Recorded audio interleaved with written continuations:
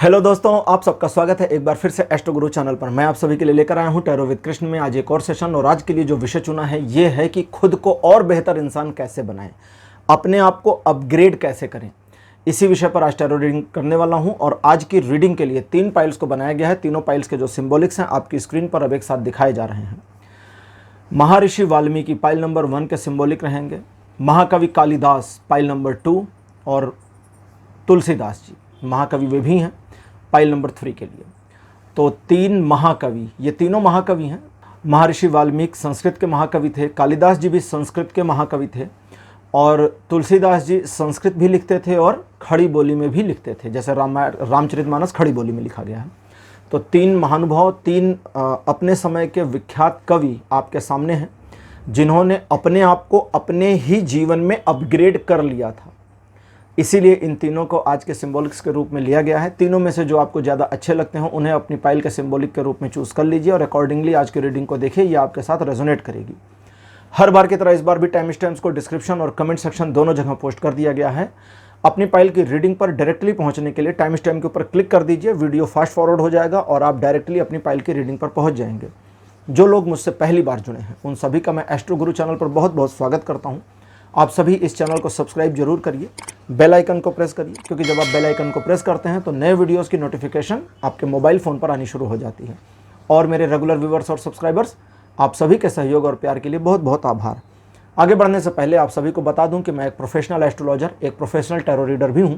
तो आपकी स्क्रीन पर ये नंबर जो आ रहा है इसके ऊपर आप संपर्क कर सकते हैं अगर आपको अपने लिए एक पर्सनल टैरो रीडिंग सेशन चाहिए या आप अपनी कुंडली मुझे दिखाना चाहते हैं। यह व्हाट्सएप नंबर है, तो इस पर आपको कॉल नहीं करना है, इस पर मैसेज करिए। मैसेज के थ्रू सारी इन्फॉर्मेशन मेरी टीम मेंबर आपको प्रोवाइड करेगी और आपकी हेल्प करेगी मेरे साथ आपके सेशन को बुक करने में। तो चलिए आज की रीडिंग को शुरू करते हैं और आपकी पाइल में मिलते हैं।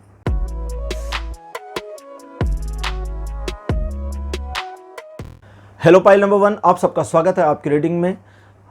आपने वाल्मीकि जी को चुना था। महर्षि इनको कहते हैं, संस्कृत के महान कवि थे। बगल में मेरे फोटोग्राफ इनकी लगा दी गई है।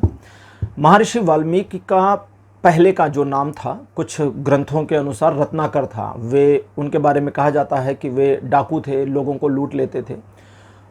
अपने उस जीवन से, जो उनका एक जीवन था, उसी जीवन से उन्होंने अपने आप को अपग्रेड किया और महाऋषि बने। एक ऐसे ऋषि बने जिन्होंने भगवान राम की कथा लिखी और आज हम सभी उनके नाम को जानते हैं और उनको हम लोग एक तरह से समझे तो पूजते हैं।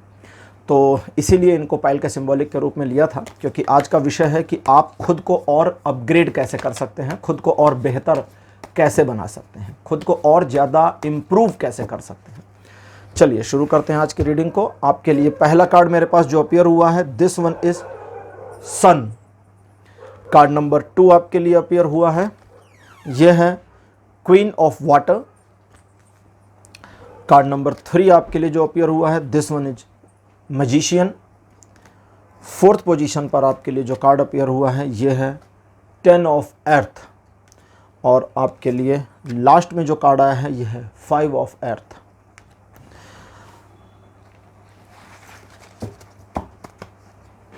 तो पाइल नंबर 1, खुद को अपग्रेड कैसे करें। जैसा कि आप जानते हैं कि कई बार कई मामलों में आप इस बारे में सोचते तो हैं, लेकिन आप अपनी सोच पर उस तरह से काम नहीं कर पाते। अपनी आदतों को बदलने की कोशिशों में कई बार आप फेल हो चुके हैं। हाँ, फेल ही कहेंगे, फेल हो चुके हैं। हालांकि आपको एग्जैक्टली पता है, मेरे कार्ड्स कहते हैं आपको एग्जैक्टली पता है कि आपको अपने अंदर क्या परिवर्तन करने हैं और किस तरह से आप खुद को अपग्रेड कर सकते हैं, लेकिन आप इन चीज़ों को जानबूझ के नहीं कर रहे हैं। आपने अपने आप को एक कैजुअल मोमेंट में, एक कैजुअल माइंडसेट में छोड़ रखा है। यहाँ आपके पास खोने को बहुत कुछ है, पाने को बहुत कुछ है। खोने को कुछ नहीं है, पाने को कुछ नहीं है। ये कंट्राडिक्ट सिचुएशन भी आपने अपने जीवन में बना रखी है।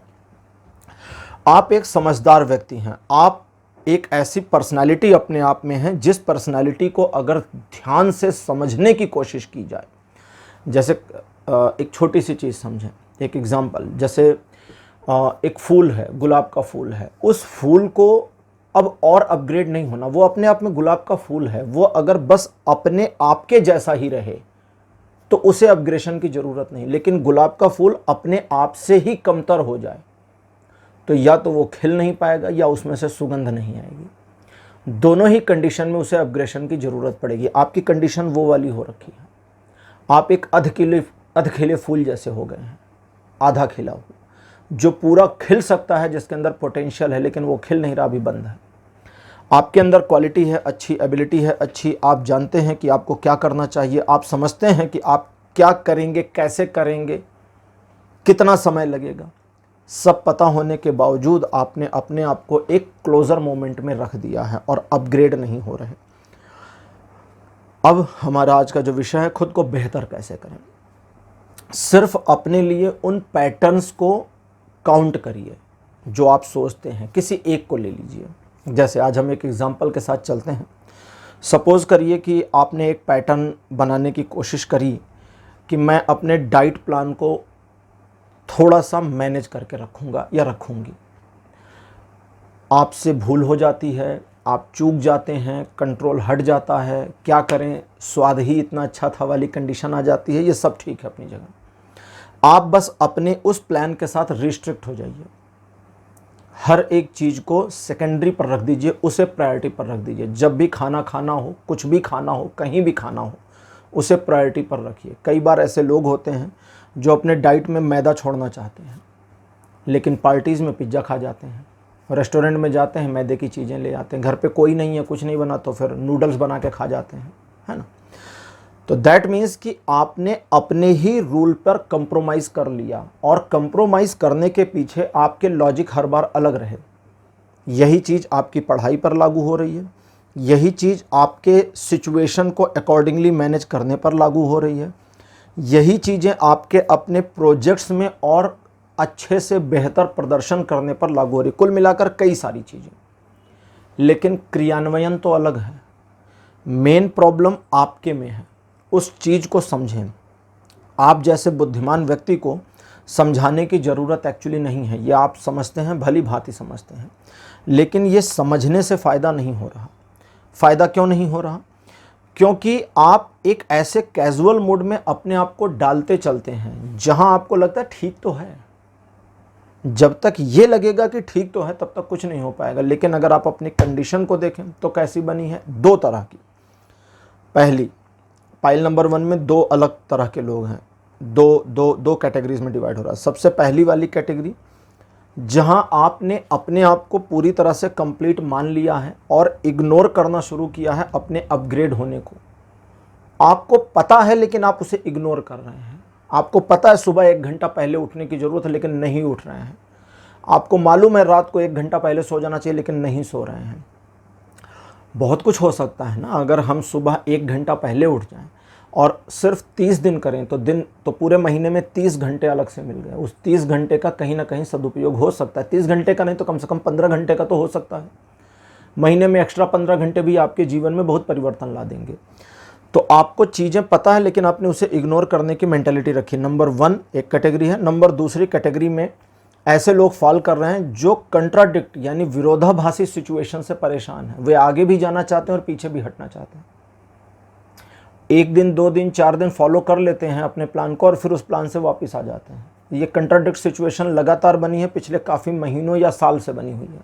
और इस सिचुएशन में आप कहीं जा नहीं रहे हैं, जहाँ के तहाँ वहीं अटके हुए हैं और बिल्कुल आपके अंदर अपग्रेशन आ नहीं रहा है। आज की हमारी ओरेकल डेक है गीता। तो देखते हैं गीता की ओरेकल डेक आपके लिए क्या इन्फॉर्मेशन देती है। थोड़ी एडिशनल इन्फॉर्मेशन ओरेकल से ले लें, फिर आपको बताता हूँ।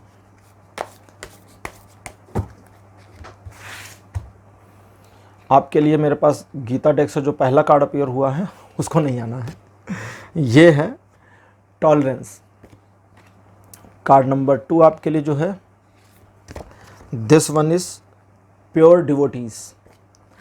कार्ड नंबर 3 आपके लिए जो अपीयर हुआ है, this one is gates of hell. 4th position पर आपके लिए इंटेलिजेंस। और अंतिम कार्ड आपके लिए जो अपीयर हुआ है, this one is false ego. बहुत अच्छे और समझदारी विद्वत्तापूर्ण कार्ड्स अपीयर हुए हैं गीता डेक से आपके लिए। सबसे पहले अपने इनिशियल्स को समझें। इनिशियल्स को नहीं समझेंगे तो कुछ नहीं कर पाएंगे। वैज्ञानिक कहते हैं कि इस पृथ्वी पर 10 से ज़्यादा प्रजातियां थी मानवों की, केवल हम सर्वाइव करें, हम होमो सेपियंस हैं। विज्ञान की भाषा में हमें होमो सेपियंस कहा जाता है। हमने ही सर्वाइव किया, बाकी प्रजातियां विलुप्त हुई, समय के साथ खत्म हो गई। टॉलरेंस का कार्ड आता है जो कहता है आपको अपने अंदर एक कंट्रोल लाने की ज़रूरत है। आप अपने साथ ही इनटॉलरेंट हुए पड़े हैं। आप अपने ऊपर अगर आपको लगता है कि इस पूरे मामले में आगे नहीं बढ़कर या जिस तरह से आपको खुद को अपग्रेड करना चाहिए वो नहीं करके आप अपने अंदर एक धैर्य बना रखे हैं, एक पेशेंस आपका बना है, तो पेशेंस नहीं है, आप बिल्कुल इम्पेशेंस हो गए हैं क्योंकि आप उस चीज़ को टॉलरेट नहीं कर पा रहे। बदलाव किसी को भी नहीं पसंद होता, हमें भी बदलाव नहीं पसंद। मौसम बदलता है, हम बीमार हो जाते हैं। देखिए अक्सर वायरल फीवर वगैरह हो जाती है ना मौसम के बदलाव से, क्योंकि हमारी बॉडी को बदलाव नहीं पसंद। बहुत उसमें एक्चुअली एडजस्ट होने में समय लगता है। गर्मी के महीने में आप धूप में हों और धूप से सीधे एयर कंडीशन में आके बैठ जाएं तो बीमार पड़ेंगे, एयर कंडीशन में बैठे और सीधे धूप में निकल जाएं तो भी बीमार पड़ जाएंगे, क्योंकि ये सडन का जो चेंज है ये हमारी बॉडी एक्सेप्ट नहीं करती। तो क्या करती है हमारी बॉडी? धीरे धीरे एक्सेप्ट करती है। मैं आपको कोई विज्ञान नहीं पढ़ा रहा, मैं आपको समझा रहा हूँ ताकि आप समझें आपको कैसे करना है। एसी के रूम से निकलकर पहले नॉर्मल टेम्परेचर में थोड़ी देर रुकिए, 2 मिनट 4 मिनट, उसके बाद धूप में जाइए, बीमार नहीं पड़ेंगे। दैट मीन्स कि एडजस्ट होने में समय लगता है और वो समय देना ही आपके लिए सबसे ज़रूरी है। आप चीज़ों को शुरू करते हैं और फिर क्लोज कर देते हैं, फिर शुरू करते हैं फिर क्लोज कर देते हैं, फिर शुरू करते हैं फिर क्लोज कर देते हैं, और हर बार का क्लोजर आपको दुख देता है, अरे हो नहीं पा रहा। अब आपको शुरू करना है तो एक माइंडसेट के साथ कि मैं लगातार इतने दिन के लिए शुरू करूंगा या करूंगी, और वो उतने दिन आपका 21 डेज होगा मिनिमम। एक चीज़ जो भी शुरू करेंगे वो मिनिमम 21 दिन तक लगातार रूटीन वाइज प्रैक्टिस करेंगे। ज़रूरत पड़े तो अटेंडेंस लिस्ट अपनी बना लीजिए, डेली का टिक मार्क करिए। आपको अपने आप के ऊपर श्रद्धा रखनी होगी। अगर हमारी अपने ऊपर श्रद्धा नहीं है तो हम उस सच्चाई को स्वीकार नहीं करते हैं जो एक्चुअली होने वाली है या जिसकी हमें ज़रूरत है। जब तक हम अपने पर विश्वास नहीं रखेंगे, हमारा स्वयं पर भरोसा ना हो, तब तक हम जीवन में कुछ अलग नहीं कर सकते हैं। उसको करने के लिए पहला भरोसा स्वयं पर होना जरूरी है। तो आपको अपने ऊपर विश्वास रखना होगा, आपको अपने प्रति एक समर्पण की भावना रखनी होगी कि अब आप जो रूटीन बना रहे हैं अपने लिए, क्योंकि यहाँ आपको कुछ सिखाना नहीं है, सारे पॉइंट्स सारे क्लूज आपको पता है, मुझे ये करना है, ये करना है, ये करना है, ये करना है, then I am upgrade 2.0 upgrade हो गए। लेकिन वो हो नहीं पा रहा, सॉफ्टवेयर अपडेट में लग नहीं रहा, तो उसको लगाइए और अपने लिए टाइम लिमिट लीजिए। 21 दिन लगातार ये करना है और अपनी श्रद्धा को बनाए रखिए। सबसे इंपॉर्टेंटली डिसिप्लिन को थोड़ा सा टाइमली मेंटेन करना है। जैसे अगर डाइट में अगर आपने चीज़ों को ठीक करना है तो अपने भोजन के समय को लगभग निर्धारित करिए। 10-15 मिनट आगे पीछे कर लीजिए, इससे ज़्यादा नहीं। 4-4, 2-2, 3-3 घंटे का आगे पीछे मत करिए। पढ़ाई के लिए करना है तो एग्जैक्ट फिक्स होना चाहिए, निशाना लगा करके 9 बजे पढ़ना है तो 9 बजे से शुरू। जैसे मैं किसी को सजेस्ट कर रहा था, उसने कहा कि उनको लाइब्रेरी में जाकर पढ़ना अच्छा लगता है, 9 बजे से लाइब्रेरी में पढ़ाई शुरू। मैंने कहा अगर 7:45 बजे पहुंच जाओ या 8:30 बजे पहुंच जाओ तो 9 बजे तक बैठे रहना, कुछ करना मत, 9 बजे से पढ़ाई शुरू करना। क्यों?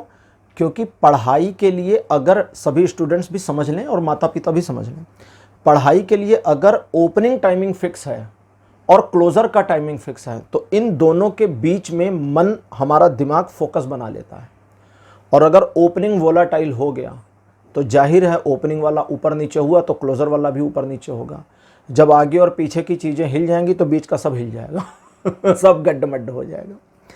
इसलिए फिक्स टाइम पर पढ़ाई करने वाले कई बार आगे निकल जाते हैं और जिनका टाइमिंग फिक्स नहीं है वो परेशान रहते हैं, उनका सिलेबस भी नहीं कंप्लीट होता। तो आपको स्वयं पर श्रद्धा बनानी है। अगली सबसे बड़ी इंपॉर्टेंट चीज़ आपके लिए क्या है, वो ये है कि जानबूझकर अपने उस रूटीन को तोड़ देना।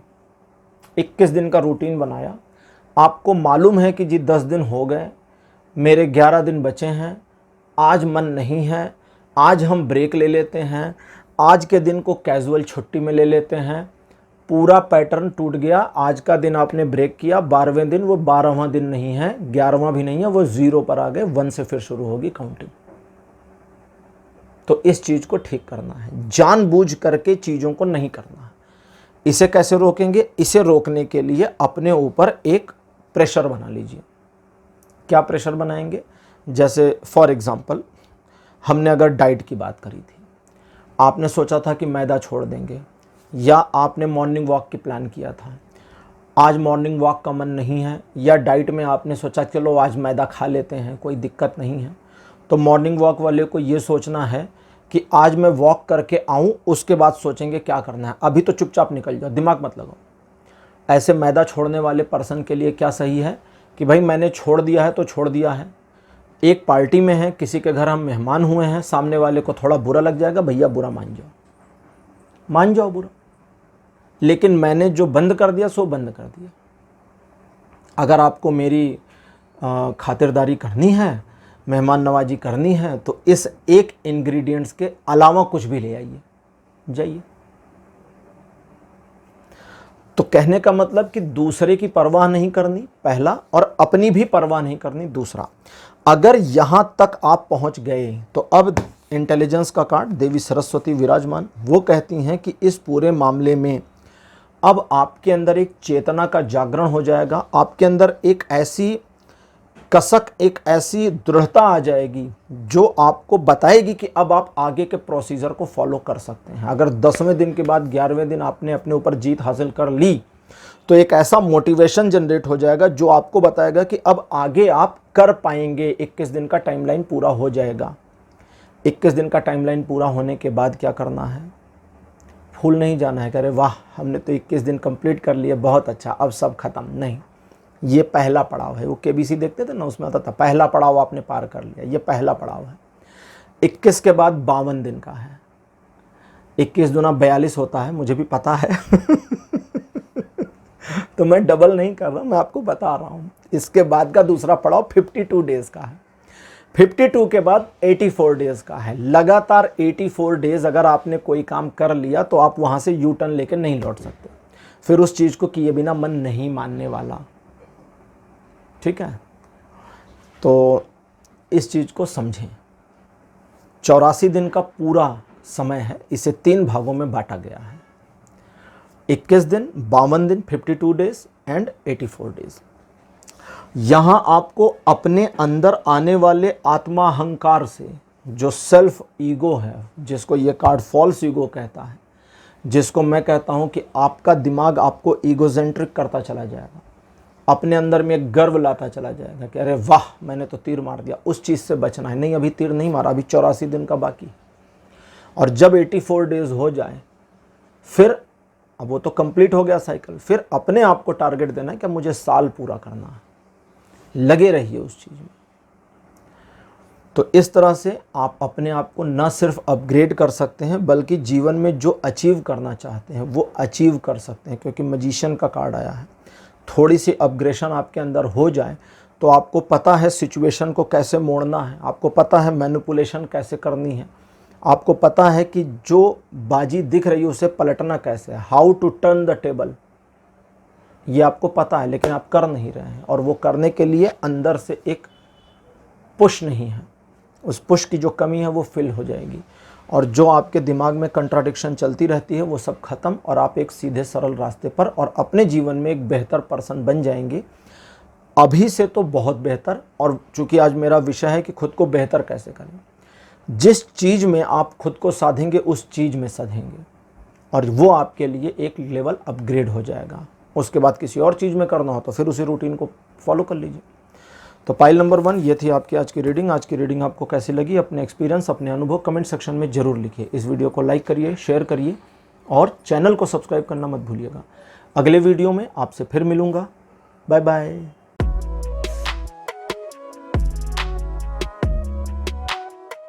हेलो पाइल नंबर 2, आप सबका स्वागत है आपकी रीडिंग में। आपने महाकवि कालिदास को चुना था, पाइल के सिंबॉलिक के रूप में मेरे बगल में लगा दिया गया है। महाकवि कालिदास को मैंने सिंबॉलिक्स के रूप में क्यों लिया है, उसका रीज़न है कि इन्होंने अपने आप को अपग्रेड किया था, एक ऐसे लेवल से अपग्रेड किया था जिस लेवल पर अगर आज कोई हो तो हम कल्पना नहीं कर सकते कि वो व्यक्ति कभी अपने जीवन में इतने ऊंचाई तक पहुंच सकता है। लेकिन महाकवि कालिदास ने दिखाया था। उनके बारे में कई कहानियाँ कहती हैं कि विवाह से पहले वे मूर्ख थे।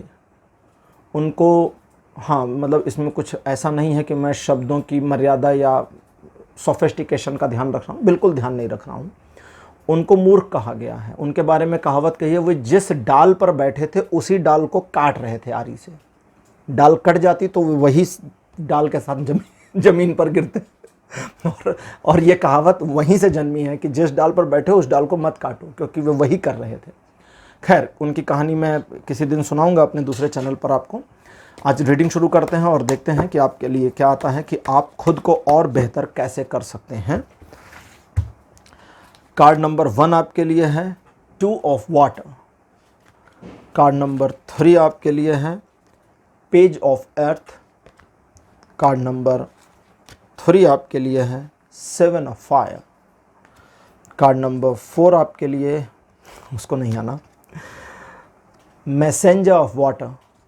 और 5th कार्ड यानी लास्ट आपके लिए है 6 ऑफ वाटर। मेरे पास वाटर के कार्ड 3 अपीयर हो चुके हैं। टैरो में जो कप्स का स्वीट होता है उसे ही यहाँ पर वाटर कहा गया है, ठीक है, तो अलग अलग होते हैं। तो अब शुरू करते हैं। आपके जीवन में जिस तरह की सिचुएशन मुझे दिख रही है, आपने अपने आप को अपग्रेड करने की कोशिश करी तो है, लेकिन दूसरों के चक्कर में मामला बिगड़ गया। होता है, कभी कभी ऐसा भी हो जाता है। सिचुएशनली आप एक ऐसे व्यक्ति हैं, सिचुएशनली, मैं अनफॉर्चुनेटली नहीं कह रहा हूँ। अब सिचुएशनली क्यों कह रहा हूँ ये भी समझ ही जाएंगे। सिचुएशनली आप एक ऐसे व्यक्ति हैं जो अपने आप को एक क्षमता में, एक एबिलिटी के साथ प्रदर्शित करना चाहते हैं दुनिया की निगाहों में। समस्या यह है कि अभी आप अपने आप को अपनी निगाहों में प्रदर्शित नहीं कर पा रहे, इसीलिए मैंने कहा सिचुएशनली। ये अनफॉर्चुनेट नहीं है, क्योंकि इस सिचुएशन को बदला जा सकता है। अनफॉर्चुनेट होता तब तो फिर किस्मत ही बेकार है, तो इसलिए ये अनफॉर्चुनेट नहीं है, ये सिचुएशनल है। और यहाँ चूँकि स्वयं को परिवर्तित किया जा सकता है, लेकिन आपके लिए पहली शर्त है कि आप दूसरों के बारे में चीज़ों को साइड लाइन कर दें, ठीक। अगर आपको खुद को अपग्रेड करना है, खुद को एक बेहतर पर्सन बनाना है, खुद की पर्सनालिटी में इम्प्रूवमेंट लानी है किसी स्पेसिफिक मामले पर या पूरी पर्सनालिटी में, तो आप अपनी पर्सनालिटी को पहले इम्प्रूव करने की कोशिश करिए। बाकी सबको छोड़ दीजिए, चाहे वो घर वाले हों, चाहे आपके रिश्तेदार हों, चाहे आपके मित्र यार हों, उनको छोड़िए। आप एक ऐसे व्यक्ति हैं जो जीवन के हर क्षण का आनंद लेना जानते हैं, यहाँ तक कि दुख का भी आनंद लेना जानते हैं, यहाँ तक कि समस्याओं में भी आनंद लेना। समस्या का आनंद लेने का मतलब ये नहीं है कि समस्या आती तो आप खुश हो जाते हैं, ज़ोर ज़ोर से हंसते हैं, नहीं। हमारे जीवन में जो सिचुएशंस आती हैं आप इसको ऐसे कहें, आपके जीवन में जो सिचुएशंस आती हैं उसमें कई बार आप न्यूट्रल रह जाते हैं, और न्यूट्रल होने की वजह से आपके खुशी का उफान बहुत हाइयर नहीं होता, और दुख का जो डाउनफॉल है, ठीक है, वो बहुत ज़्यादा गिरा हुआ नहीं रहता, बहुत डाउन नहीं होता। आप एक मध्य मार्ग में आ जाते हैं, इसका तो आपको स्वाद ही है। अब सबसे पहली चीज़ आपको क्या करनी है वो आप समझें। आपको सबसे पहली चीज़ ये करनी है कि आप दूसरे लोगों के साथ अपने बिहेवियर में एक न्यूट्रलनेस लेकर के आएं। एग्रेशन, मैं ही सब कुछ कर दूं, मैं सबका काम बना दूं, मैं अलादीन का जिन्न बन जाऊं, इस मेंटालिटी से बाहर आ जाइए।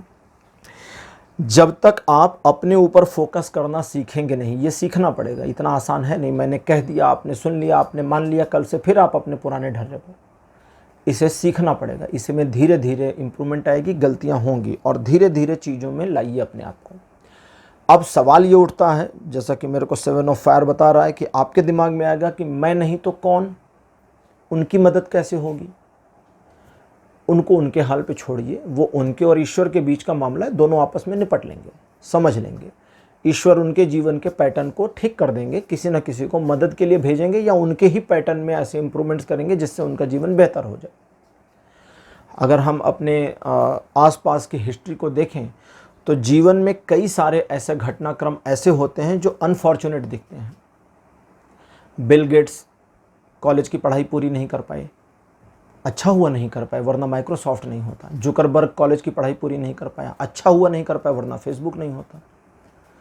ये जो अभी एलन मस्क है, इसके पास पैसे नहीं थे ज़्यादा कॉलेज की पढ़ाई करने के लिए, तो बढ़िया हुआ ना, वरना फिर ये टेस्ला और स्पेसएक्स कैसे होती। धीरू भाई अंबानी हाई स्कूल से आगे पढ़ाई नहीं कर पाए, उनको अदन में जाकर नौकरी करनी पड़ी थी, परिवार की स्थिति अच्छी नहीं थी, तो बढ़िया हुआ ना उनकी पढ़ाई नहीं हो पाई, परिवार की स्थिति खराब थी। सोचिए अगर उनके परिवार की स्थिति थोड़ी सी ठीक होती, पिताजी की एक दुकान बढ़िया चल रही होती, तो उसी दुकान पे धीरू भाई होते, उसी दुकान पे फिर मुकेश और अनिल होते, रिलायंस इंडस्ट्रीज़ का नाम ही नहीं होता। तो वो बैड सिचुएशन ने उनको ऊपर उठने में मदद कर दी। तो कभी कभी दूसरों की प्रॉब्लम को छोड़ दीजिए, क्या पता वो अगला धीरू भाई अंबानी बन जाए आपके छोड़ देने से। मैं मजाक में नहीं कह रहा हूँ, मैं सीरियसली कह रहा हूँ। जब मजाक करता हूँ तो मैं भी हंसता हूँ ना, अपने जोक्स पे भी हंस लेता हूँ। तो दूसरों को उनके हाल पर छोड़िए, जब आप उनको उनके हाल पे छोड़ेंगे तो एक असीम ऊर्जा का आभास होगा। आपकी जो एनर्जी है वो वितरित हो रही है, डिस्ट्रॉय हो रही है, उसे बटोरने की ज़रूरत है। जब आप अपनी एनर्जी को बटोर लेते हैं तब आपका अपने ऊपर एक फोकस आता है। जब दूसरों से हटेंगे तभी स्वयं पर फोकस आएगा, और जब आपका स्वयं पर फोकस आएगा तब आप अपने लिए अकॉर्डिंगली लक्ष्य बना सकते हैं कि अब आपको क्या करना है। जैसे हम पुराने वालों की बात कर लें, यानी पुराने जो आपने खुद को अपग्रेड करने की कोशिशें करी, जो नाकाम फेलियर थे आपके, नाकाम कोशिशें या फेलियर्स, उसमें क्या गड़बड़ी थी? गड़बड़ी ये थी कि आपको बस जल्दी से सब कुछ चाहिए था, आपने बिना प्लानिंग के काम किया। अब आप कहेंगे मेरे पास प्लान तो था लेकिन प्लान पर चल भी नहीं पाए, तो फिर इसको बिना प्लानिंग के कहेंगे। एक प्लान था लेकिन उस प्लान पे चल नहीं पाए, तो फिर तो बिना प्लानिंग के हुआ ना, क्योंकि ना चलने का प्लान तो नहीं था, तो बिना प्लान के काम किया गया। और स्वयं को एक ऐसे झंझावात में छोड़ दिया गया, एक ऐसे झंझावात मतलब तूफान, एक ऐसे झंझावात में छोड़ दिया गया जहां पर आप स्वयं को ही नहीं थाम पाए, तो सब डिजास्टर हो गया। तो अब अपने को अगर अपग्रेड करना है तो पहले अपने अंदर झांकिए, अपने आप को निहारिए, अपने आप को समझिए और अकॉर्डिंगली खुद को अपग्रेड करने की कोशिश करिए। आपका अपग्रेशन का जो लेवल है वो बहुत अच्छा होगा। प्रॉब्लम सिर्फ एक है कि आपका सेल्फ स्टीम और सेल्फ कॉन्फिडेंस धड़ाम हो जाए, गिर जाए, तो उसे मत गिरने दीजिए, बाकी सब चीज़ें ठीक हैं। आज की ओरेकल डेक हमारी है गीता। देखते हैं गीता ओरेकल डेक आपके लिए क्या इन्फॉर्मेशन देते हैं एडिशनली।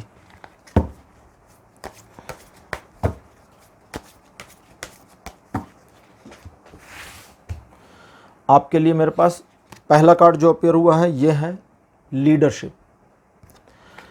सेकंड पोजीशन पर आपके लिए जो कार्ड अपीयर हुआ है ये है डिस्ट्रॉयर। कार्ड नंबर 3 आपके लिए है इक्वल विजन। यहाँ से इन्फॉर्मेशन आ रही इसीलिए हंस रहा था।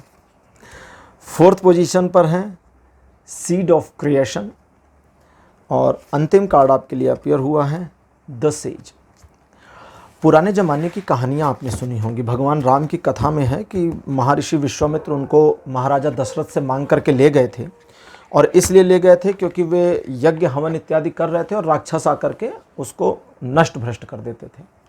और महर्षि जो विश्वामित्र थे, चूँकि वे एक धार्मिक आयोजन कर रहे थे, यज्ञ का कार्य कर रहे थे, इसलिए वे उन राक्षसों से स्वयं युद्ध नहीं करना चाहते थे। वरना महर्षि विश्वामित्र के पास बहुत सारे शस्त्र थे जो उन्होंने बाद में भगवान राम को दे दिए थे, सारे के सारे। उनके पास बहुत शस्त्र, लेकिन वे खुद नहीं मानना चाहते थे। तो मतलब जो ऋषि मुनियों का एक ग्रुप है वो धार्मिक अनुष्ठान करने वाला है, राक्षसों का जो ग्रुप है वो उनके यज्ञ को, हवन को नष्ट करने वाला काम करते हैं। लेकिन ये कार्ड है जिसका नाम है लीडरशिप। शिव जी की जब बारात निकली तो उसमें राक्षस भी थे, भूत भी थे, पिशाच भी थे, प्रेत भी थे, मुनि भी थे, ऋषि भी थे, सभी थे। बिल्कुल विरोधाभासी व्यक्तित्व, विरोधाभासी संस्थाओं के लोग एक साथ शिव के बाराती थे। ये थी शिव की लीडरशिप, भगवान शिव की लीडरशिप थी कि सभी को एक छत के नीचे लाया, सभी को एक ही शामियाना मतलब एक ही पंडाल के अंतर्गत सबका भोजन कराया गया, और किसी को कोई समस्या किसी से उस विवाह में नहीं थी। सब उत्सव में खुश थे कि भगवान शिव का विवाह हो रहा है। तो ये लीडरशिप की क्वालिटी है। तो दैट मीन्स कि अब शिव के अंदर, भगवान शिव के अंदर लीडरशिप की क्वालिटी क्यों है? भगवान शिव लीड करते हैं। भगवान शिव कुछ भी नहीं रखते, कैलाशवासी, कोई महल नहीं, कोई सोने के आभूषण नहीं। भगवान विष्णु तो आभूषणों से लदे हैं, उनके पास कोई आभूषण नहीं, फिर भी वे सबसे बड़े सबसे महान क्यों? क्योंकि भगवान शिव के बारे में कहा गया है कि शिव योगी हैं, ध्यानी हैं, वे स्वयं का ही स्मरण करते हैं। उनसे एक बार पूछा गया था कि आप जब आंखें बंद करते हैं तो आप क्या किसको स्मरण करते हैं? तो उन्होंने कहा मैं स्वयं का ही स्मरण करता हूँ। कई कहानियों में आया है कि वे विष्णु जी का स्मरण करते हैं, कई में आया है भगवान राम का करते हैं, लेकिन एक्चुअल है कि वे स्वयं का स्मरण करते हैं। वे स्वयं की ही ज्योति को अपने ध्यान की मुद्रा में देख रहे होते हैं।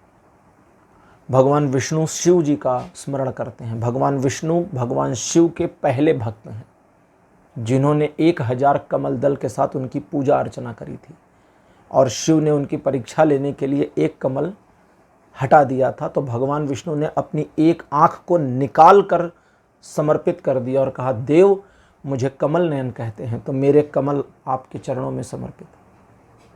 तब शिव जी ने उनके नेत्र को उन्हें वापस कर दिया और अपना सुदर्शन चक्र उन्हें दे दिया था। सुदर्शन चक्र पहले शिव जी के पास था। तो चलिए अब चलते हैं।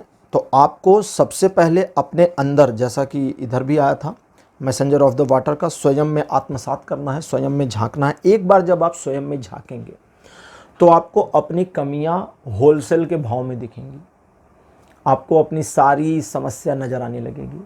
उस सारी समस्या को आपको नष्ट कर देना है, अपनी सारी कमियों को तोड़ देना है। तोड़ेंगे कैसे? तोड़ेंगे ऐसे, जब आप एक सम्यक दृष्टिकोण रखेंगे। जब तक आप एक सम्यक दृष्टिकोण नहीं रखेंगे, सम्यक दृष्टिकोण, समरूपता, एक नज़र से सबको देखना, आप अपनी गलतियों को और अपनी अच्छाइयों को जब तक एक निगाह से नहीं देखेंगे, जब तक आप अपनी अच्छाइयों को हायर और गलतियों को डाउनग्रेड मानेंगे, ये ऊंच और नीच का भेद अपने में बना के रखेंगे, ना ऊपर वाला अपग्रेशन में जाएगा ना नीचे वाला खत्म होगा, दोनों बने रहेंगे। आपको दोनों को इक्वल लाना है। कृष्ण कहते हैं सुख दुखे समय कृत्वा लाभा लाभो जया जो सुख और दुख में समान, लाभ और हानि में भी इक्वल बना हुआ है। यो मद भक्तः स्वामी प्रिया, ऐसा ही भक्त मुझे प्रिय है, जो समभाव में आ गया। क्या अच्छा है और क्या बुरा है, इसकी कसौटी कहाँ पर है? दोनों को इक्वल ले आइए। उस नीचे वाले को ऊपर, ऊपर वाले को नीचे उठा लीजिए। दोनों जब एक लेयर पर आ जाएंगे तो जो नकारात्मकता है वो स्वयं में नष्टभूत हो जाएगी, अपने आप खत्म हो जाएगी, क्योंकि दोनों एक साथ रह नहीं सकते। तो आपको इक्वल करना है। जब इक्वल विजन में आ जाते हैं तब आपके अंदर कुछ प्रस्फुटित होगा। प्रस्फुटन, प्रस्फुटन का मतलब कुछ फूटना और नए का खिल जाना। एक शब्द अगर इस पूरे मामले को बताने के लिए कहा जाए तो संस्कृत का एक शब्द है प्रस्फुटन, जो कहता है पुराना टूट जाएगा और उसमें से नया निकल कर आएगा। तो वो जो नया निकल कर आएगा वो आपके जीवन में एक ऐसे परिवर्तन को परिलक्षित करेगा, ऐसे परिवर्तन को परिलक्षित कर देगा जो आपके वर्तमान स्वरूप से बिल्कुल भिन्न होगा और अपग्रेड होगा। अब आप एक ऐसे इंसान होंगे जो पहले वाले नहीं रह गए। अब आप एक ऐसे इंसान होंगे जो यहाँ स्वयं में एक स्थिरता, दृढ़ता, एक ताकत महसूस करेंगे और कुछ भी करने, साधने और असाध्य को साध लेने की क्षमता से युक्त हो जाएंगे। और यही क्षमता आपको चाहिए, यही क्षमता असल में आपका अपग्रेडेड वर्जन होगी। क्योंकि आप जिस तरह से वर्तमान में कमज़ोर दिख रहे हैं, थोड़ा पीछे जाएं तो अपनी कमजोरी का मल्टीपल बार स्वाद ले चुके हैं, उससे अब आगे बढ़ने की ज़रूरत है। लेकिन जो चीज़ें आई हैं इसको फॉलो करिए, फॉलो करेंगे तो परिवर्तन दिखेगा और आपका अपग्रेडेड वर्जन भी आपको मिल जाएगा और वो आपके जीवन में बड़े परिवर्तनों का बायस बनेगा। पाइल नंबर 2 आपके लिए रीडिंग यहीं कंप्लीट होती है। आज की रीडिंग आपको कैसी लगी, अपने एक्सपीरियंस, अपने अनुभव कमेंट सेक्शन में ज़रूर लिखिए। इस वीडियो को लाइक करिए, शेयर करिए और चैनल को सब्सक्राइब करना मत भूलिएगा। अगले वीडियो में आपसे फिर मिलूँगा। Bye bye.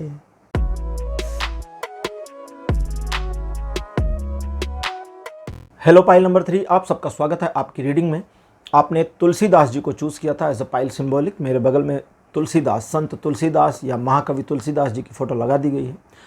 तुलसीदास जी को आज की रीडिंग के पाइल सिंबॉलिक के रूप में इसलिए लिया गया क्योंकि इनके जीवन के भी दो अलग हिस्से हैं। एक जब ये संत तुलसीदास हुए और दूसरा इसके पहले का जब ये केवल तुलसीदास थे, एक ब्राह्मण तुलसीदास। बचपन का नाम इनका राम बोला था क्योंकि इनके मुंह से जब ये इनका जन्म हुआ था तो इनके मुंह में 32 दांत थे और इनके मुंह से अपने आप पहला शब्द निकला राम। माता पिता डर गए, 32 दांत वाले बच्चे को अशुभ मानते हैं, इनका त्याग कर दिया। इनका पालन पोषण किसी और ने किया था, उसने इनका नाम रखा था राम बोला। फिर इनका विवाह हुआ। विवाह में ये पत्नी के रूप में, पत्नी बड़ी सुंदर थी उसके स्वरूप, उसके रूप में, उसके शारीरिक आकर्षण में इतना मुग्ध हो गए कि सांप, पत्नी मायके चली गई, ये नदी को पार करके तैर के पहुंच गए और बालकनी से सांप लटका हुआ था और उस सांप को रस्सी पकड़ के चढ़ गए। पत्नी ने वहीं पर इनको झटका और बोली, इतने समर्पण के भाव अगर तुमने राम में दिखाए होते तो फिर तुम्हारा जीवन बदल जाता। और वहीं इनको फील हुआ कि ये तो सच कह रही है। ये उल्टे पांव लौट आए और फिर भगवान राम के प्रति ही समर्पित हो गए। और इनके समर्पण की भावना के कारण ही एक महाग्रंथ का निर्माण हुआ जो रामचरितमानस के रूप में आज जाना जाता है। बड़ा प्रमाणिक ग्रंथ भी माना जाता है और रामचरितमानस घर घर में है और लोग पाठ करते हैं। चलिए शुरू करते हैं आज की रीडिंग। तो तुलसीदास जी ने स्वयं को अपग्रेड कर लिया था, तो हो सकता है उनकी कृपा हम पर मिले और आप भी अपने आप को अपग्रेड कर सकें। कार्ड नंबर 1 आपके लिए जस्टिस। सेकंड पोजीशन पर आपके लिए जो कार्ड है this one is 8 of fire. Card number 3 आपके लिए अपीयर हुआ है 2 ऑफ वाटर। कार्ड नंबर 4 आपके लिए है एस ऑफ फायर और लास्ट कार्ड आपके लिए है फूल।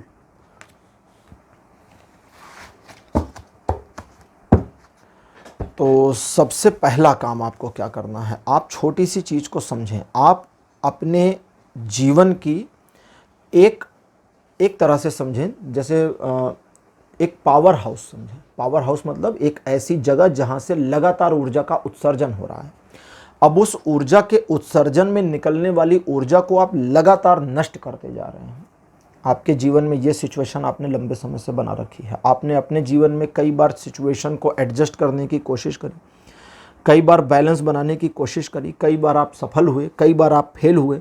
आपने चीज़ों को बड़े ज़ोर शोर से लेकर चलने की कोशिश करी, बड़े न्यूट्रल भाव से भी लेकर चलने की कोशिश करी। ना वो जोर काम आया, ना वो न्यूट्रलनेस काम आई, ना वो दबाव काम में आया, ना वो छुड़ाव काम में आया। तो दोनों ही चीज़ें गड़बड़ हुई और आप अपने जीवन में एक ऐसी सिचुएशन का लगातार सामना कर रहे हैं जहां आपके अंदर ऊर्जा तो बहुत है, कुछ करने की मेंटेलिटी तो बहुत है, कुछ करने की ललक और चाहत तो बहुत है, पर पता नहीं है कि क्या करना है। जो करते हैं गड़बड़ भी हो जाती है। कई बार हंसी के पात्र बन चुके हैं, कई बार अच्छी खासी लेग पुलिंग हो चुकी, कई बार अपनी इंसल्ट करा चुके, कई बार लोग आपकी सिचुएशनली इंसल्ट कर देते हैं। आप अपने आप को, अगर मैं ये कहूँ कि आप अपने अंदर एक प्रकार से काबिलियत समझते हैं कि मैं काबिल व्यक्ति हूँ, तो भी आप अपनी काबिलियत को ना यूज़ कर पा रहे हैं, ना किसी को आपकी काबिलियत दिख रही है। तो आपके अंदर एक खुद में अंडर एस्टिमेट होने वाली मेंटेलिटी भी आ गई है। 2-3 चीज़ें आपको ठीक करनी है। सबसे पहला क्या करना है वो समझिए। आप अपने मामले को बहुत सीरियस लेके चलना बंद कर दीजिए। आपकी सीरियसनेस प्रॉब्लम करती है, तो चीज़ों को थोड़ा लाइटर कर दें, हल्का कर दें। बहुत गहरा, बहुत गंभीर भी नुकसान करता है, ठीक है। भगवान कृष्ण का जीवन अगर कभी पढ़िए तो भगवान कृष्ण बड़े उल्लास और उत्साह के साथ बड़े बड़े काम कर गए। जरासंध के साथ का युद्ध था, उन्होंने कहा कोई बात नहीं, हम अपनी राजधानी द्वारका लेके चले जाते हैं। मतलब कहाँ से कहाँ चले गए वे, लेकिन उसका बेनिफिट भी उनको मिला। बहुत कुछ हो गया उनके जीवन में, बहुत, मतलब एक तरीके से हम देखें तो सारी उथल पुथल को इजी तरीके से मैनेज करने वाला कोई व्यक्ति अगर पूरे इतिहास में है मानवता के, तो वो भगवान कृष्ण है। उनसे बेहतर डिप्लोमेट भी कोई नहीं। तो यहाँ पर आपको चीज़ों को थोड़ा हल्का लेना है। अगर आप हल्का लेना शुरू करते हैं, चीज़ों को थोड़ा लाइट लेना शुरू करते हैं, तो फिर प्रेशर कम होगा। पहला, एक लैक बनेगा, खालीपन बनेगा। दूसरा, उस खालीपन में वही हाई एंड एनर्जी आपकी फिलअप होगी जो पावर हाउस से आ रही है आपके पास। ये अंदर अंदर अंदर आपके एक पावर हाउस है, एक ज्वाला समझे तो एक लौ जल रही है, वहीं से सारी ऊर्जा का संचालन हो रहा है जो आपको खींच दे रही है, इरिटेशन दे रही है, कर क्यों नहीं पा रहे हैं, चीज़ों को मैनेज क्यों नहीं कर पा रहे हैं। तो वो चेंजेस होने शुरू होंगे और अकॉर्डिंगली आपका स्वयं के ऊपर विश्वास आप देखेंगे कि बनने लगा है, जो विश्वास अभी थोड़ा कमतर हो जाता है, या दूसरे लोगों के द्वारा आपके बारे में कही जाने वाली बातों में परिवर्तन भी आ जाएगा। अगर आप अपने आप को थोड़ा सा ढील दे दें, थोड़ा सा लाइट मोमेंट अपने लिए ले आवें, एक ये हो गया। अब दूसरा क्या है, दूसरों के बारे में जजमेंटलनेस अपने माइंड से बिल्कुल निकाल दें। दूसरा क्या सोच रहा है, क्या सोच रही है, उसका क्या रिएक्शन होगा, क्या एक्शन होगा, क्या ओपिनियन होगी, इस पर विचार ज़्यादा ना करें। इस पर विचार करें कि मैं जो करने जा रही हूँ उस चीज़ में, या जो करने जा रहा हूँ उस चीज़ में मेरा अपना पॉइंट ऑफ व्यू और मेरा रोल कितना जस्टिफाइड है। क्योंकि जैसे हर स्टूडेंट को पता होता है ना कि हमने जो पढ़ाई करी है उसका रिजल्ट हमें क्या मिलेगा, सबको पता होता है। वो अलग बात है कि वो झूठ बोलते हैं, हाँ सब तैयार है, टीचर ने नंबर काट लिए, फलाना हो गया, ये हो गया, वो हो गया, लेकिन सबको पता होता है हम कितने पानी में हैं। तो ऐसे ही आपके मामले में आप जब सिचुएशन को मैनेज करते हैं या हैंडल करते हैं तो उस समय भी आपको काफ़ी हद तक भान हो जाता है कि अब आपकी एबिलिटीज़ और क्वालिटीज़ क्या हैं। तो स्वयं पर भरोसा करें, आगे बढ़ें और दूसरे लोगों के ऊपर भरोसा अभी ना करके मौका दें कि लोग आप पर बिलीव करें। इसमें समय लगेगा। जब मैंने आपको मना किया कि आप दूसरों पर भरोसा ना करें तो उसका रीज़न ये था कि आपने अगर दूसरों पर भरोसा किया तो प्रॉब्लम यह है कि उनके बताए अनुसार चलते हैं और फिर धोखा खाते हैं, नुकसान होता है, और कई बार ये हो चुका है। तो इसे रोकना है, लेकिन बताना नहीं है कि हेलो आज से तुम पे भरोसा बंद, कोई ज्ञान नहीं देना उसको। सिचुएशन में फंसे हुए आप जिस तरह से मैनेज करते हैं उस तरह से चीज़ें मुड़ जाएंगी। आपके लिए जो यहाँ पर इंटरप्रिटेशन आई है, अकॉर्डिंग टू दैट एक रुके हुए काम को फिर से शुरू करने की पॉसिबिलिटी और एबिलिटी आप में है। अगर आप सिर्फ अपने आप को एक लेवल अपग्रेड करना चाहते हैं तो आपको अपने अंदर एक लयबद्धता में आना होगा, खुद के साथ सिंकिंग बनानी होगी। दूसरा, अपने आप को एक इनोसेंस पोजीशन में छोड़ देना होगा। एक छोटा बच्चा अगर जोर लगाए बड़ा होने के लिए तो हमें नहीं लगता वो बड़ा हो पाएगा, लेकिन बच्चा अपने आप को छोड़ देता है और वो बड़ा हो जाता है, धीरे धीरे ग्रो करने लगता है। हमारी बॉडी के सेल्स हैं, जैसे एक एग्जांपल है कि हमारी बॉडी में ब्लड रन करता है। सोच कर देखिए, हमारी बॉडी है, आपकी बॉडी है, क्या आप अपने ब्लड को रन करते हैं? Are you responsible for that? नहीं है, ये ऑटोमेटिक चल रहा है। लेकिन अगर हमें अपने खून को दौड़ाना भी हो पूरे बॉडी में तो शायद किसी एक पार्ट को हम मिस कर जाएं, शायद किसी दिन हम भूल जाएं थोड़ी देर के लिए और फिर मृत्यु हो सकती है। इसलिए ये ऑटोमेटिक सेटअप पे आ गया है। तो अब जब आप अपने आप पर विश्वास करके आगे बढ़ते हैं लाइफ में तो आपको चाहिए कि आप दूसरों पर अभी विश्वास ना करें, लेकिन उनका आप पर कितना भरोसा है इसके लिए उनको मौका दें, उनको समय दें। जब आप उनको समय देते हैं तो ये जो बीच का खाली समय आपके पास बचता है, इस खाली समय में आप अपनी योजनाओं पर काम कर सकते हैं, अपनी योजनाओं की बारीकियों को ठीक कर सकते हैं। आप एक ऐसे व्यक्ति, आपका जो अपग्रेडेड वर्जन अभी आने वाला है, जब आप ये सब काम करेंगे, जो बता रहा हूँ थोड़ा सा साइकिक भी चल रहा है और कंट्राडिक्ट भी जा रहा है, मुझे पता है, कन्फ्यूज़न होगी तो रीडिंग को फिर सुनिएगा, समझ में आ जाएंगी, कैच हो जाएंगी चीज़ें। आपका जो अपग्रेडेड वर्जन है वो स्टेप्स में है। पहला स्टेप जो आपके लिए है वो है कि आप एकदम रेडी हो जाएं उस चीज़ के लिए। अभी आप रेडी भी नहीं हैं, होना चाहते हैं लेकिन रेडीनेस नहीं है, तो वो रेडीनेस आ जाए आपके अंदर, उसके लिए आपको उस लेवल पर पहुंचना होगा और अपने अंदर यही बदलाव करने होंगे। चीज़ों को हल्का लीजिए, सिचुएशन में लोगों को जज मत करिए और अकॉर्डिंगली अपने ऊपर बिलीव बनाएं और दूसरों पर बिलीव ना करें। स्वयं पर ट्रस्ट करिए, लेकिन अभी दूसरों पर ट्रस्ट करने के लिए जल्दबाजी मत करिए। दूसरों को खुद पर ट्रस्ट करने दीजिए। उनका ट्रस्ट आप पर कितना बना, आपने कितने % उनके ट्रस्ट को जमने दिया है, इसकी जानकारी उनको अभी नहीं देनी है। आज की ओरेकल डेक है गीता। इससे पहला कार्ड अपील हुआ है ग्रीफ। कार्ड नंबर 2 आपके लिए जो है, this one is beyond religion. Card number 3 आपके लिए जो है ये है प्रोटेक्शन। 4th पोजीशन पर इटर्नल सोल। और आपके लिए अंतिम कार्ड मेरे पास जो अपेयर हुआ है यह है लीडरशिप।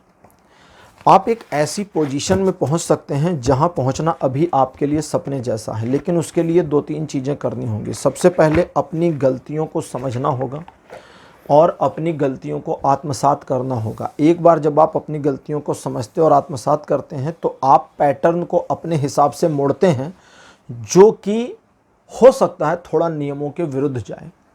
नियमों के विरुद्ध है, उसके बावजूद अपनी नैतिकता को, अपने मोरल्स को, एथिक्स को बनाए रखकर उन नियमों के विरुद्ध भी काम करने की ज़रूरत पड़ेगी। यहाँ पर कंट्राडिक्ट सिचुएशन चलेगी।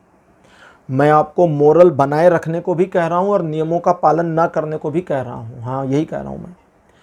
तो ये दोनों चीज़ें धीमे चलानी है और धीरे धीरे ये सध जाएंगी। कंट्राडिक्ट हैं, कंट्राडिक्ट मतलब विरोधाभासी, लेकिन हाँ सध जाएंगी। आपकी प्रोटेक्शन, आपकी सुरक्षा, आपको नुकसान ना हो, इसके लिए ईश्वर का वदर हस्त आपके ऊपर दिखता है। एक बार जब आप अपने अंदर इन तरह के परिवर्तन लाते हैं, ईश्वर की कृपा, अनुकंपा, मार्गदर्शन सब आपके साथ जुड़ता है। आपका 6th सेंस एक्टिवेट होगा और आपको एग्जैक्ट रास्ता दिखना शुरू होगा, अब किधर जाना है।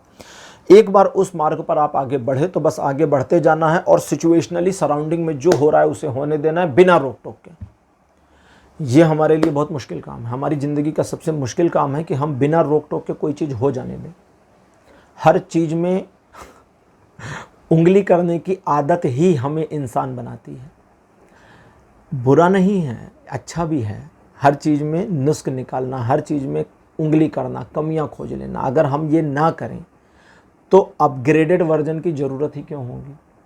सोचिए ना, टेलीविज़न था, ब्लैक एंड वाइट था, हमने उंगली करी कलर चाहिए, कलर आ गया। फिर हमने उंगली करी बड़ा चाहिए, बड़ा आ गया। फिर हमने और उंगली करी ये तो बहुत जगह घेरता है। फिर LCD आ गई। फिर हमने उंगली करी कि ये साइड से नहीं दिखता। LCD टीवी में ना साइड से देखिए तो दिखाई नहीं देता था। तो फिर LED आ गई, दीवार पे टंगी हुई। अब LED में भी प्रॉब्लम कर रहे हैं लोग, कहते हैं यार ये 3D में नजर नहीं आता। अब जब ये कुछ दिन में 3D आने आ जाएगा, इस पर रिसर्च चल रही है कि बिना चश्मा लगाए 3D देख सकें। ठीक, जब वो हो जाएगा तो अगली उंगली इंसान क्या करेगा, बोलेगा यार जब ये बंद रहती है ना तो ये ब्लैक स्क्रीन दिखती है, यार ये वॉलपेपर में चेंज हो जाने, सीनरी होनी चाहिए अपने आप। फिर ट्रांसपेरेंट टीवी चाहिए, बहुत कुछ है अपग्रेड करने के लिए। तो सिचुएशनली जो परिवर्तन हो रहे हैं उसको स्वीकार करना है, बस इतना करिएगा। जब आप सिचुएशनली परिवर्तनों को स्वीकार करते हैं तो आपका अपग्रेडेड वर्जन आपके सामने आएगा। और पहला अपग्रेडेड वर्जन आपका क्या है कि अब आप रेडी हैं नेक्स्ट में जाने के लिए। अभी तो रेडी ही नहीं हो, अभी तो तैयारी ही नहीं है, 2 कौड़ी की तैयारी है। जब रेडी हो जाएंगे, फूल का कार्ड जो है ये पोजीशन जब एक्टिवेट हो जाएगी तब अपग्रेड होंगे, जैसा टैरो में होता है। जो लोग नहीं जानते बता दूं, 2 ग्रुप्स हैं, मेजर आर्केना, माइनर आर्केना। इस तरह की डेक 78 कार्ड्स की होती है और इस तरह की डेक में 22 कार्ड्स का एक सेट है और 56 कार्ड का एक सेट, दोनों को एक साथ रख दिया जाता है। 22 कार्ड को मेजर कहते हैं, मेजर ग्रुप। मेजर ग्रुप में 0 नंबर पर द फूल का कार्ड है, 1st नंबर पर द मैजिशियन है। द फूल जब अपनी पोजीशन को सही तरह से समझ लेता है और आत्मसात कर लेता है तब वो अपनी यात्रा के लिए तैयार होता है और यात्रा के अगले पड़ाव में वो द मैजिशियन बन जाता है। कुछ कहते हैं कि अगले पड़ाव में वो द मैजिशियन से मिलता है, कुछ कहते हैं, बड़े बड़े महान लोग कहते हैं कि वो द मैजिशियन ही बन जाता है। अगर वो बन जाता है तो द मैजिशियन की पावर्स को अक्वायर करना शुरू करता है, फिर सिचुएशन को अपने हिसाब से मोड़ने की कला लेकर आता है। और अगर वो द मैजिशियन से मिलता है तो वो उससे सीखता है कि चीज़ों को अपने पक्ष में कैसे मोड़ा जाए, मैनिपुलेशन कैसे किया जाए। मैनिपुलेशन सीख लेने के बाद फिर वो हाई प्रीस्टेस बनता है। अब मोरल्स की बारी आती है। अब मोरल्स के ग्राउंड पर उसे एक स्पिरिचुअल एंटिटी का रूप लेने की ज़रूरत है। तो ऐसे ये आगे चलता है और सबसे लास्ट में द वर्ल्ड की पोजीशन तक पहुंच करके अपनी जर्नी को ख़त्म करके फिर द फूल की जर्नी से रिपीट शुरू करता है और ये साइकिल चलता रहता है। तो जब आप एक पोजीशन पर पहुंच जाएंगे, जब आप उस सिचुएशन में आ जाएंगे जहां से अब आगे बढ़ने की ज़रूरत है, तो आप किसी भी अपग्रेशन को अपना सकते हैं, क्योंकि आपका मन, आपकी बॉडी, आपका बॉडी लैंग्वेज, आपकी आत्मा सब तैयार होगी और वो अपग्रेशन आपके जीवन में एक ऐसी लहर का काम करेगा जो आपके जीवन में नए फूल खिला देगी, आपकी पर्सनालिटी में नया इम्प्रूवमेंट दे देगी। आप अपने अंदर एक नया कॉन्फिडेंस पाएंगे और आप बिल्कुल अलग इंसान भी बन जाएंगे। पाइल नंबर 3, ये थी आपकी आज की रीडिंग। आज की रीडिंग आपको कैसी लगी? अपने एक्सपीरियंस, अपने अनुभव कमेंट सेक्शन में ज़रूर लिखिए। इस वीडियो को लाइक करिए, शेयर करिए और चैनल को सब्सक्राइब करना मत भूलिएगा। अगले वीडियो में आपसे फिर मिलूँगा, तब तक के लिए बाय बाय।